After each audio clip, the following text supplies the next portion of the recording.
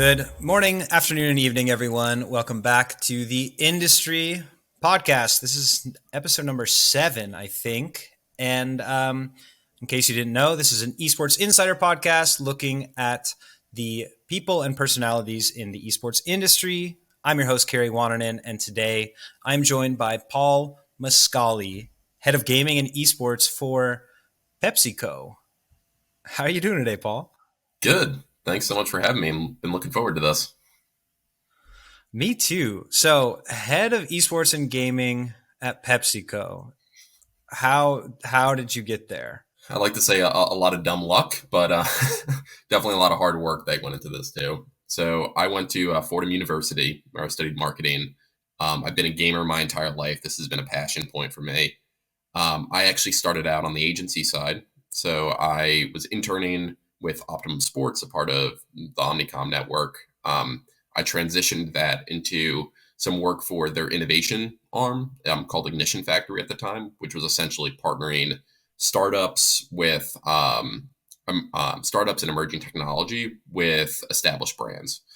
And then, honestly, I got looped into a new business pitch, which was involved with a video game publisher, where I met my former boss at the time, who let me know about a specialty group within OMD and OMG called Zero Code, which is a gaming specific agency that is dedicated specifically to leveraging gaming as a media channel, whether that's esports partnerships, in-game integrations, VR, game publisher partnerships, etc.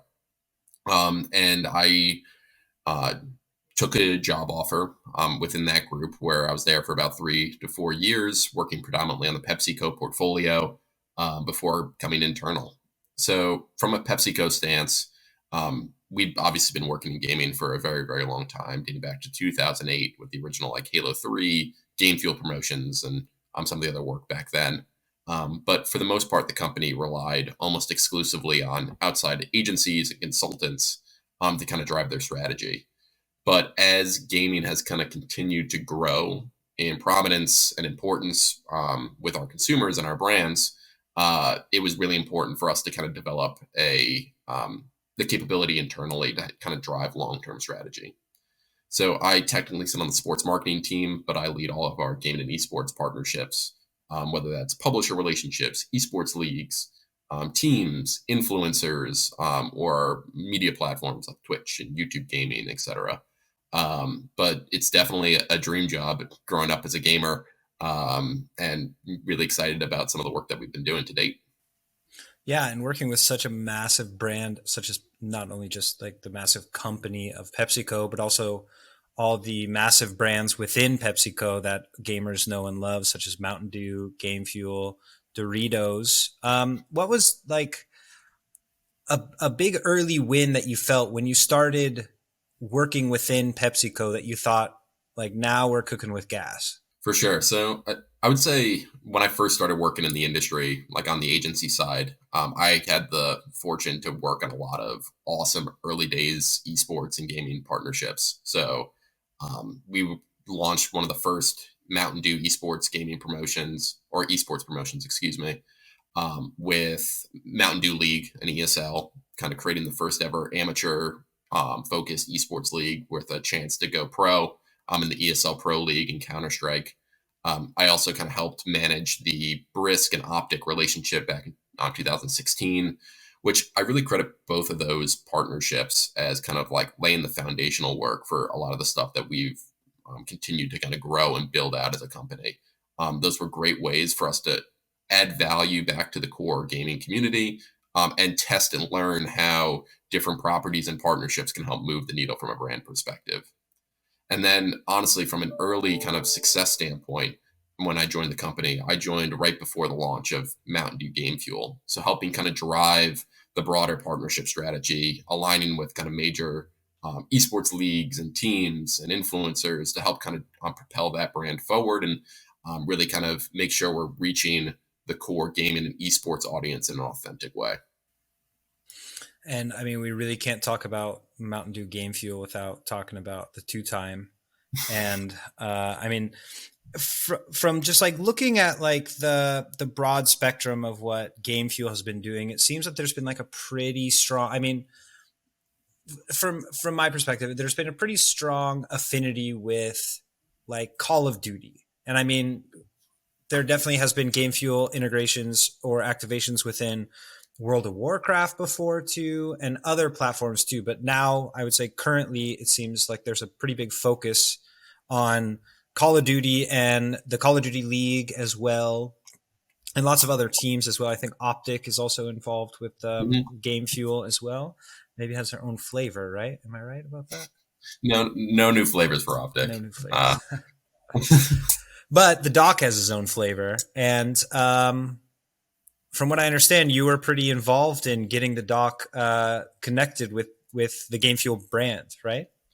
Yeah, for sure. I'd say across the company, we've seen the power of gaming influencers with this particular audience. Folks like Doc are really helping drive the culture and conversation in gaming, and they're extremely valuable to us as kind of brand communication standpoints, as brand communication um, levers. So for someone like Doc, who's streaming 3 times a week, 6 to 8 hours during those days, talking directly to his audience in the championship club, the Champions Club. They're very valuable personalities for us to help kind of communicate directly with the core gaming community. So when we kind of work with someone like Doc and create an exclusive flavor like Championship Citrus Cherry, that's designed specifically with his graphics for his audience, kind of tying in both our brand as in his brand in a really authentic way. It's a great way for us to kind of deliver additional value and something really custom and key back to the core gaming community. And like developing such a product like this, is this like any sort of milestone that you and your team are looking towards in terms of working together with creators or teams or whatever to create these sort of like branded sort of artifacts of these partnerships in a way? Or like with other, I'm sure, creators that you've worked with, it's like you're running a campaign, you guys are going to work together, you have some KPIs involved, and you're working for a success together. But I'm just curious about like looking at like these big partnerships, these sort of paramount ones that you're really working like for a long time on and such. Like I'm trying to understand what like big moments you're shooting for, what big sort of things you're trying to accomplish with those. Yeah, for sure. So when we're thinking about partnerships, I'd say it kind of comes down to three major buckets. First and foremost, in any gaming execution we do, we want to make sure we're adding value back to the community. I've talked about that a little bit already. Whether that's offering exclusive in-game advantages or bonuses when people purchase our products, or creating unique content that's inspired by our partners and giving people behind the scenes look and something different that they wouldn't typically expect. Um, Next, we want to make sure we remain consistent. So obviously, gaming and esports is an ever-changing model. Like there's always new games, new creators, new tournaments happening every single day. Pretty much, it seems like. So for us, maintaining a consistent approach and showing the community that we're invested in a particular scene, a particular creator, a particular genre of game, is really crucial for us to kind of maintain and build long-term brand association. And lastly, this kind of goes back to the topic of flavors for Game Fuel specifically, but custom is really key for us. We don't want to be a logo slap brand. We want to make sure whatever we're doing is designed specifically for the partner or community that we're trying to reach. Because that's ultimately what we know that people are looking for. They're looking for something that a brand that actually understands them and understands why they're watching that particular content or playing that particular game. So really just trying not to be like a rinse and repeat model, but doing everything from the ground up and remaining as custom as possible to show the audience that we actually understand what they're interested in. We care. Is that like a similar sort of strategy that you apply across? Like, is that, sort of more of a Mountain Dew strategy, or does this also apply, or sorry, a Game Fuel strategy? Does this also apply with like Mountain Dew and Doritos and other brands that you're working together in the gaming space with? Yeah, for sure. So I'd say that's really kind of what we strive for across the different brands. Obviously, I think it would definitely vary from brand to brand. Like what I kind of like to say is we don't necessarily have a gaming strategy per se. We have like keys to success, and I think consistency and custom and adding value are some of the keys that we kind of look for. But ultimately, we have brand strategies that gaming can help support. The same way we have sports marketing strategy, sports marketing and social and digital to kind of help support the overarching brand strategy. So, depending on what the KPI for each individual brand, what their objectives are, who their consumers are, we'll look to kind of employ different tactics and bring in different partnerships to help support that overarching strategy. Yeah, and I think there's some really interesting aspects within PepsiCo of creating a sort of cohesion and collaboration with not only sports marketing but also like gaming. For instance, like Mountain Dew being involved with the NBA, but also being involved with the NBA 2K Hmm. and with in-game advertising and sort of in-game activations. Then you guys also had a sort of metaverse activation as well, right? Like not tied to NBA 2K, but like a fan experience Hmm. tied like in between those two a little bit. Could you talk about sort of, I guess, not only just yeah? Well, let's start with like NBA 2K and Mountain Dew. Yeah, for sure. So we've been working with NBA 2K for a very, very long time. Actually, the original work kind of started with the Gatorade brand, and I think that dates back to like 2010 or something along those lines. And really, that was born in the insight that people who are playing sports games like Madden and 2K and NHL, they're looking for realism. They're trying to fulfill their fantasies and their dreams of becoming a professional athlete. So for us, seeing this, working directly with 2K and EA, we were able to incorporate the Gatorade brand on the sidelines through coolers and dunks, etc. And that actually resonated with consumers because they were used to seeing that when they're watching on TV, when they're watching their NFL teams competing and their NBA teams competing. So it helped create this more realistic experience for them, which ultimately helped immersion and made the game feel more closely tied to reality. And since then, we've continued to kind of grow this capability out, working directly with those publishers on these kind of in-game branding opportunities. So now in a game like NBA 2K, we actually have three brands. We have Gatorade, Mountain Dew, as well as Ruffles, and all have similar types of strategies, but executed very differently. And that's really based on their overall alignment with the NBA. We want to make sure that our partnerships and our in-game integration on NBA 2K help ladder up to the equity and the strategy we're trying to build with the NBA property specifically. So for a brand like Mountain Dew specifically, we actually have the Mountain Dew 3-point contest integrated in game. So the same thing that you're watching on All-Star Weekend, you can go now and compete in NBA 2K in real time, and the Dew Zone is there, the Dew Green Ball, all that equity we were trying to build with the NBA. We also, in last year's game, we brought in some of our athletes. So Zach Levine is actually a brand ambassador for us in game. He's stationed at the Mountain Dew court where he's offering rewards and challenges to people who interact with him and play on the court itself. Again, tying back to some of the overarching keys that we have of trying to add value back to that gaming experience, rewarding gamers for interacting with our brands. I don't know off the top of my head, but I don't think Gatorade has really integrated very much within esports. No, Correct or no? as of right now, a lot of the gaming work that we've done has been stayed specifically to our in-game integrations on titles like Madden, 2K, and NHL. We've again been doing that for well over a decade now at this point. And honestly, that has felt like a very authentic way for Gatorade to play in the gaming space. That's not to say that we might not do more with that particular brand as consumer trends continue to evolve and gaming becomes more and more relevant to more and more people.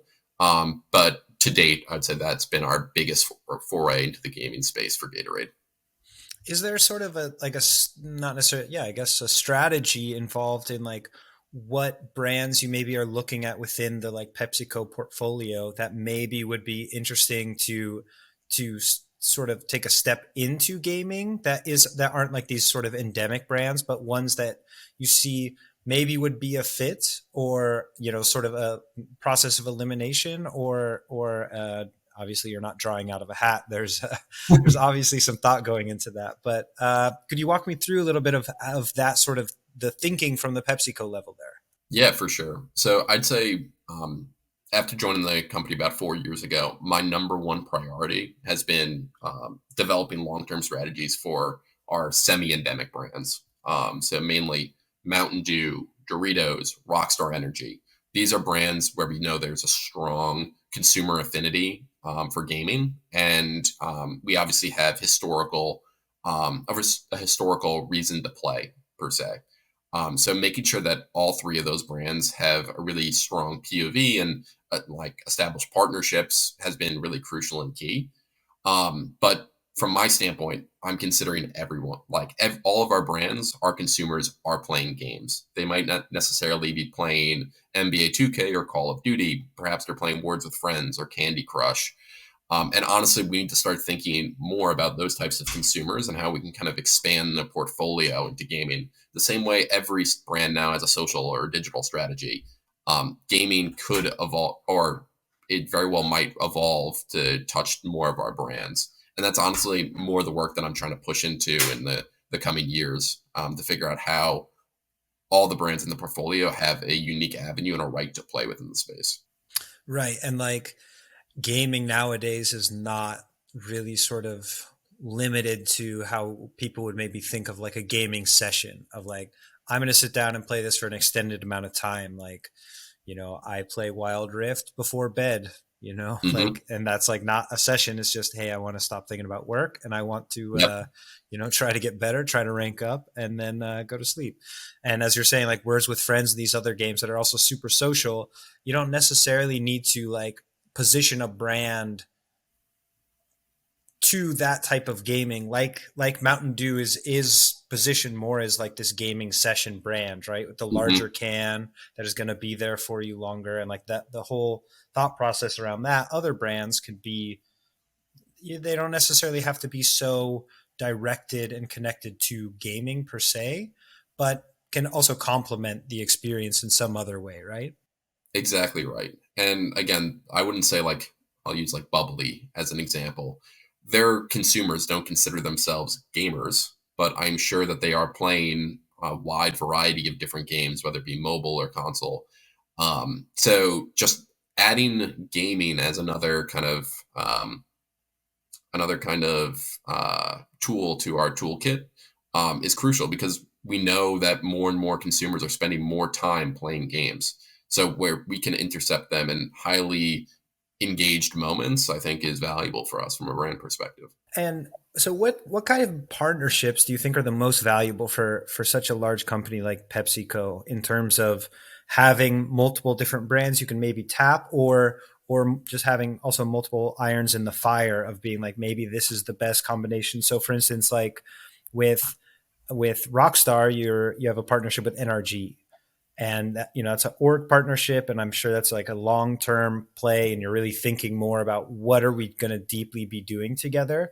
Whereas with other brands, perhaps Doritos, you can have smaller campaigns around different titles, and maybe that one's more focused this way. But in terms of like choosing to partner with an org or an influencer or a developer or something completely different, what is like the most valuable, not only as a whole? Okay, sorry, it's a bit too long of a question. So let's start on like the individual brand sides. Like, what is most valuable to choose from your portfolio, and thinking about what sort of partnerships matter the most there?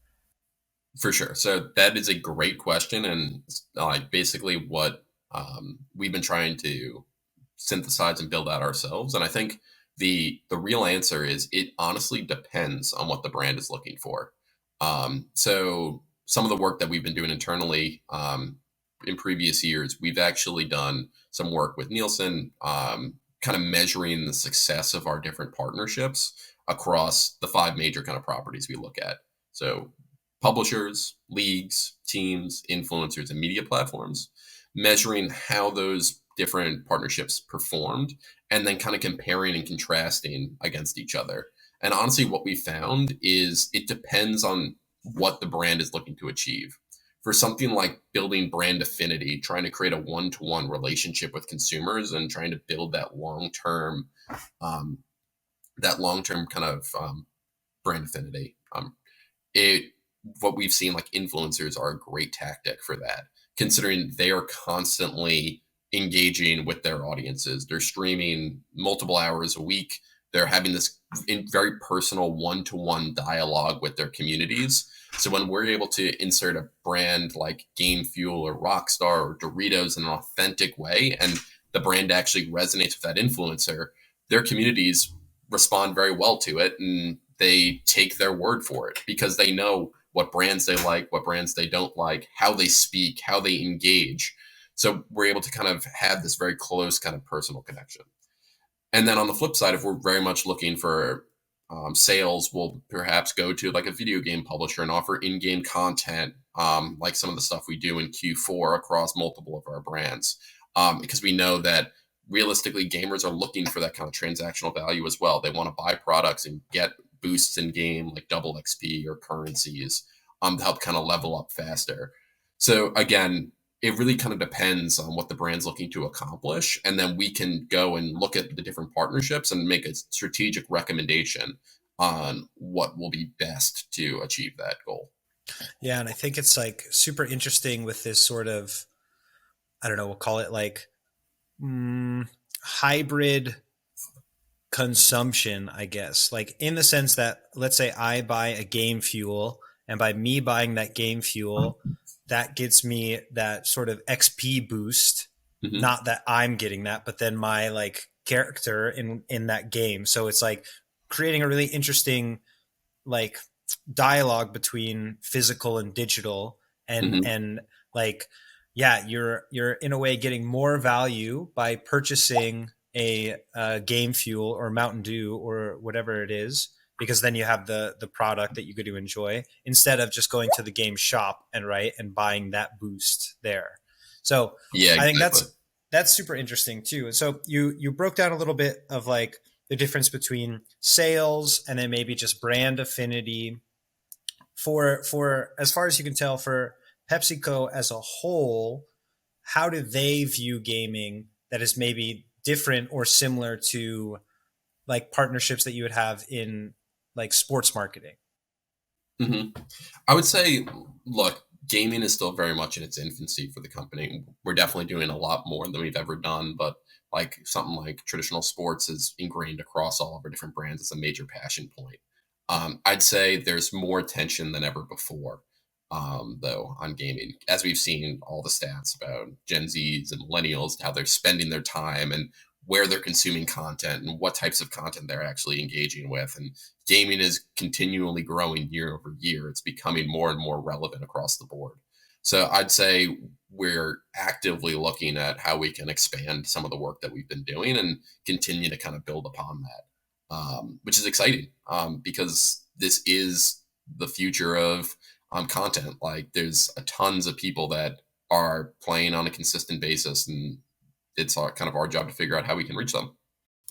Right. And like what's interesting with like Gatorade is Gatorade was like developed to enhance performance, right? And it was like scientifically engineered in Florida to do such a thing. And then whereas like a product like Game Fuel is also pretty similar, right? You guys developed that product with extra vitamins and caffeine, and really it's like a pretty scientifically developed product.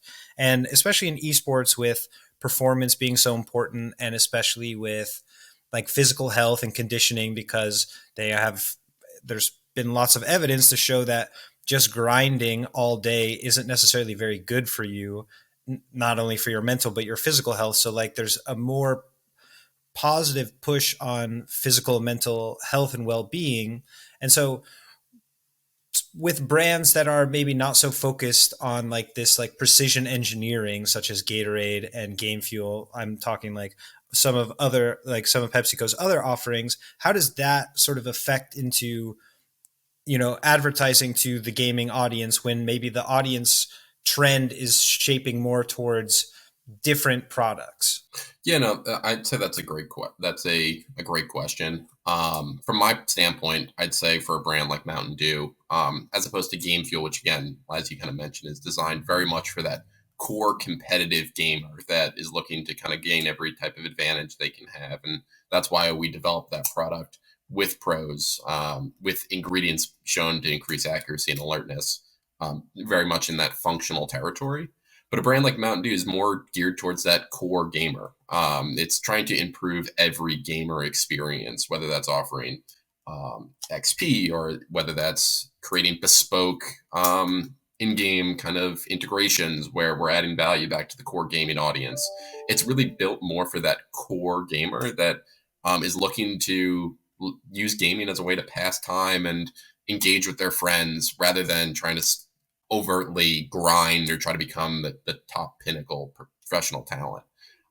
So I'd say that's definitely for our other brands. I'd do like a Doritos into that as well. We're still trying to reach that core audience rather than try to dial too much into that competitive or hardcore. Does that make sense? Yeah, no, for sure, for sure. And like, I mean, obviously you can't satisfy everybody with everything, you know, like having Mm-hmm. a focus thing.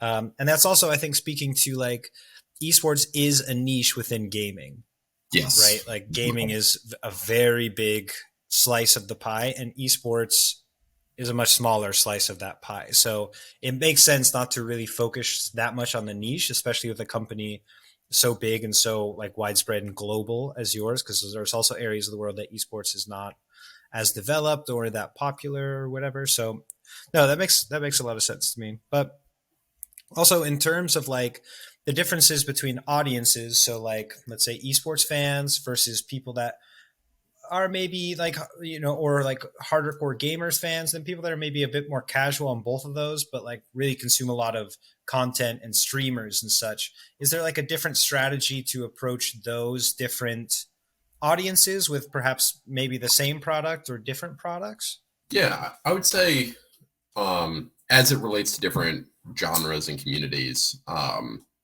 for us, I'd say we tend to lean heavily on our partners. So, like, I'd say the audiences for a group like OTK, who we sponsor for Dew and Game Fuel, is very different than the audiences for Optic or the audiences for Doc. So, we honestly kind of bring those partners into the creative process a little bit, which is candidly can be scary from a brand standpoint every once in a while because us as owners of the brand, we want to make sure we're owning the creative message. But for them, for partnering with these types of content creators or influencers, they know their brands and their communities better than anybody. So letting them have a role in creating the content is crucial for us to make sure we're resonating back with that audience. I'll use our doc as an example. We created the Game Aerobics music video with him in partnership for Game Fuel. And that was honestly written entirely and produced entirely by his team. They wrote the song, they filmed the music video, and it was a production that went out really, really well. We got tons of earned media out of it, tons of viewership on his YouTube and his social channels. It's on Spotify currently. So it was definitely a successful culture bomb that we were able to kind of build for the Dew brand specifically. But it was really leaning on our partner and trusting that he knew what would respond well with his audience to be effective. And so is it like a little bit scary from like members of your team or whatever to really understand and know like your brands and what they stand for, and then to basically hand it over to somebody else and say, okay, here you go. We really trust you as a partner, but you know, I hope that this one works. Or is it really like you work so closely together that you don't have this feeling of, this, I really hope this works, that you just know we're going to knock this one out of the park. We trust you.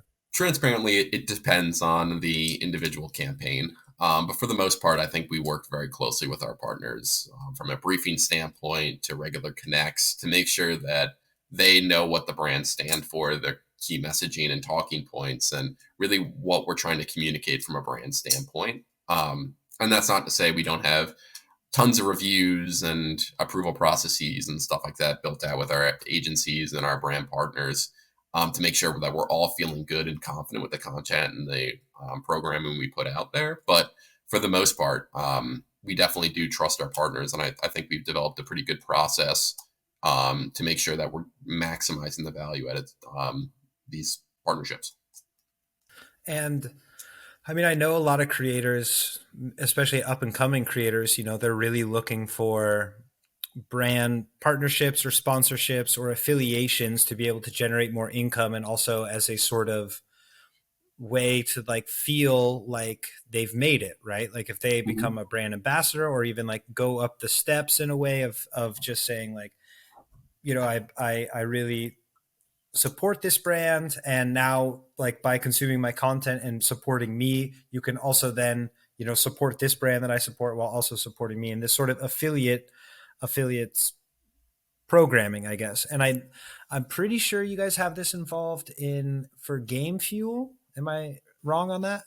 No, we've done a little bit of test case work on that, but we haven't done as much as probably I'd like to, because I completely agree, especially when you're thinking about like the micro influencers out there, people who are streaming to 500 to 1,000 concurrents that have loyal, engaged fan bases, but might not be the same kind of size as like a Mizkif or a Doc or a Scumpy or something along those lines. I think there's a really powerful opportunity for brands to kind of engage with those communities and add um, and give them opportunities to kind of level up their streams and really help kind of legitimize them in the scene in a way. That's really an interesting thing that we've seen, and you kind of hit on it exactly. Like a lot of people treat brand partnerships as like a check mark to show that like, hey, I'm legitimate. I'm in this space. This is my full-time job. This is my passion and my work, which is awesome. So I think it really comes down to making sure we find the right partners that resonate with the brand, that believe in the brand, that are excited to work with us and kind of build out something larger. But it's definitely a powerful tool. Yeah. And I mean, you had the Mountain Dew League at some point. This was maybe probably in the early 2000s, right? Mid 2000s, somewhere around That there. was 2016 to I was 2020. way off. Way off. But has Mountain Dew thought about like or any of the brands, I guess, thought about like diving a little bit more into that? I'm pretty sure that there's been some like sponsored tournaments before, like then these sort of like one-offs or whatever. Has that been like a thought process of like investing even deeper more into, rather than just like sales and partnerships, but like investing more into just the esports ecosystem in a way? Yeah, for sure. So I'd say MDL was definitely our first like kind of foray into kind of helping legitimize the scene and kind of build up and support amateurs. It was a great partnership for us. We were super happy with it. I think we developed a lot of learnings from it.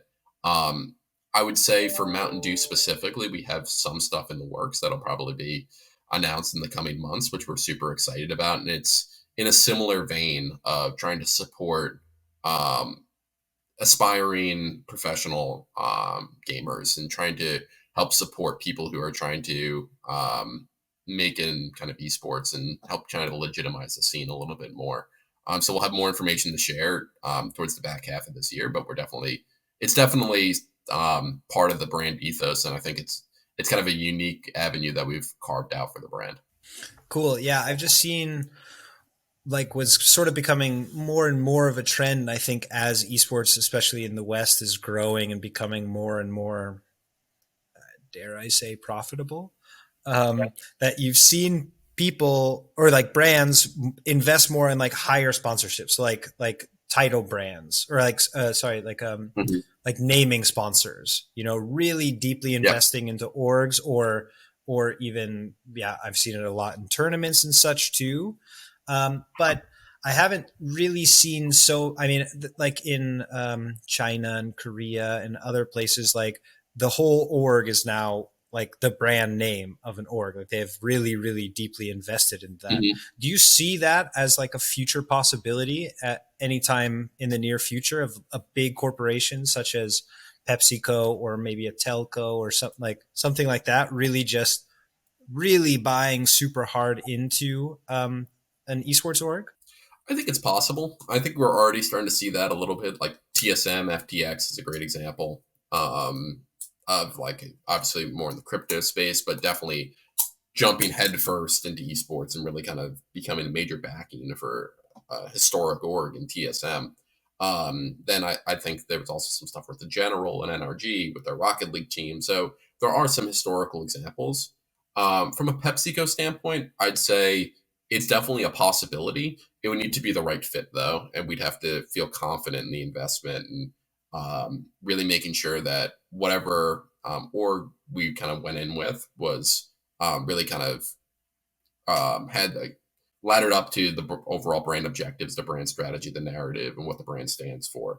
So it's definitely not out of the question, but no active plans as of right now, I'd say, in that type of deeper partnership. Yeah. I mean, in terms of like esports and it being so young as an industry, I mean, gaming is also pretty young in general, but like esports is pretty unpredictable, and a lot of the players in it, not just like professional players, but people in the industry are also generally pretty young, and that a lot of systems haven't been carved out. So I'm curious to hear your take on like the brand safety of esports for with partners or people wanting to get involved in it. Yeah, no, it's definitely a good question. It's something we're constantly talking about, and it's something that we constantly have a dialogue with our partners about to make sure we're protecting our brands because they're like we have very historic, very large brands within the company, and going and working with different partners, we're essentially taking some faith that they're going to represent what the brand stands for in a real in an accurate, meaningful way. So it's something we are hyper aware of, and I think we've done a pretty good job to avoid any controversies and making sure that we're not positioning our brands with content or anything along the lines that we don't feel strong, we don't feel good about.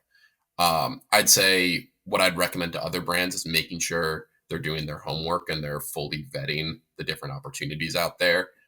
There's a ton of different opportunity creators, content in this industry right now, and as you kind of mentioned, everything's kind of being built as it's flying in a way. So making sure you're doing your research, doing your homework, understanding what the content you're associating with, or the different genres, or the orgs or influencers, etc., is crucial to making a good decision from a brand safety standpoint. And I'm also curious how these sort of conversations go with developers about integrating these sort of in-game boosts with physical products. Does that come from Mm-hmm.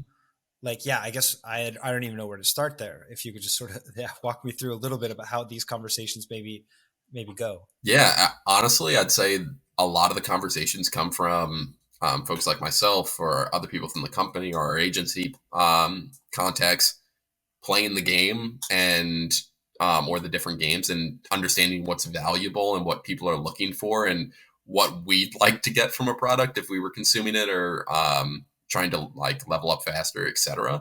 And then going to publishers and saying, hey, we think there is an opportunity here to add value back to your community and building that with our brand association.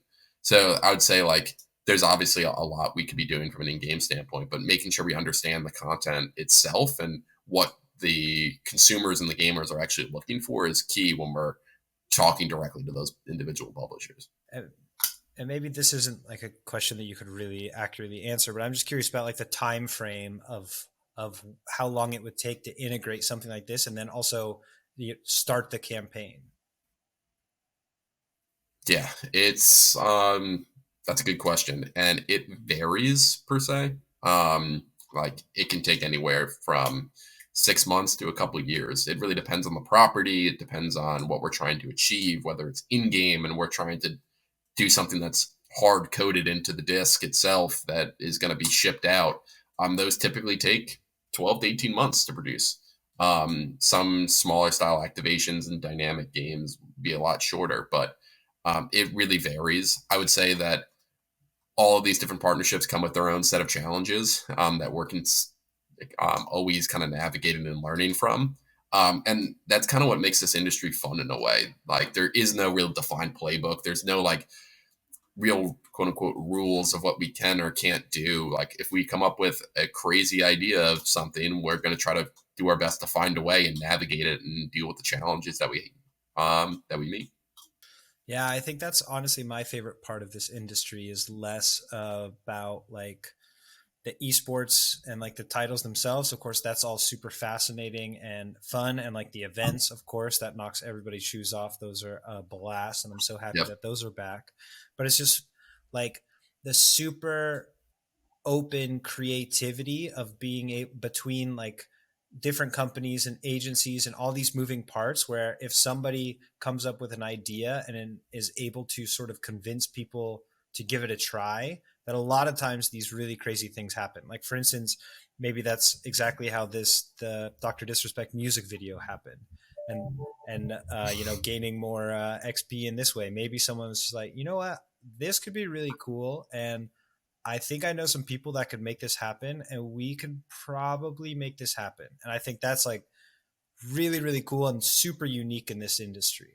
Yeah, 100%. I'd say like another great example, the work that we just did this last weekend with Mountain Dew, where we hosted a watch party for the CDL Major 4 in Decentraland, working directly with NYXL, building out this kind of first to market esports watch party where we're having fans from Decentraland and the CDL kind of coming in and engaging with our brands in a completely unique way. It was like an idea that we just came up with. We thought, hey, with this metaverse trend, this is a route that makes sense for the Dew brand. It's a way that we can kind of authentically test and learn. And it worked out pretty well for us. We were excited about it. So we can expect more sort of integrations like this, or at least a little bit more experimentations coming our way. Yeah, I would say we are constantly testing and learning in the gaming space. We're always trying to improve, come up with something custom or key or first to market. Like there's just so much opportunity here that the playpen is so large in gaming right now where there's a lot of fun stuff left to be done. You hinted a little bit at like some things maybe coming in the pipes, Q3, Q4. I'm curious to hear like what you're most excited about that you can talk about, of course, coming up in terms of activations or partnerships or something. I mean, I know there's a lot that you can't say, but maybe there's something you can beat around the bush a little bit. There's one thing that I'm really excited about. I don't think it will be a surprise that we will have brands integrated in NBA 2K again coming, NBA 2K 23 coming out in early September. Some of the integrations we're doing this year are going to be pretty awesome, and we think the community is going to be really excited about it. We're pretty pumped. I can't give away too much of the information as of right now, but definitely keep an eye out for some cool stuff coming from the Dew brand, specifically in 2K. Dew brand and 2K. You heard it here. Thank you so much, Paul. It was really great chatting with you. If people wanted to reach out and get in touch, where can they find you? Yeah, so obviously on LinkedIn, Twitter, that's kind of where I consume most of my content and try to stay up to date. But please feel free to reach out, and I'm happy to discuss more opportunities moving forward. What's your Twitter handle? I think it's just my name, actually, just Paul Mascali. No space. Easy. Keep it simple. Yeah, keep it simple. Indeed, mine is way too difficult. No, it's a really dumb choice of mine because I have to spell it out every time. But that's what you get for trying to be fancy. Paul, thanks so much, my man. It was a real pleasure to speak with you, and looking forward to seeing Dew in NBA 2K coming up in September. And it's a real pleasure to have you on the show, my man. Great. Thanks so much, Gary. This is awesome.